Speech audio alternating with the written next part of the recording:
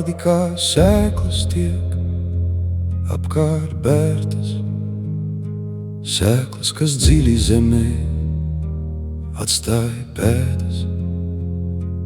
Aug mūsu koki, lai vārdi ilgāk dzīvo, ne katra izbērtā sēkla aug dzīvi mīlot. Tas ir tikai mūsu atspulgs, ko citi vēro. Aug mūsu koki, to darot kā prot, lai katra jaunā sēkla iznīkst saknē, bet citas plešas plašumā. Un laimē aug mūsu koki, kas dzīvi vēlas mīlēt.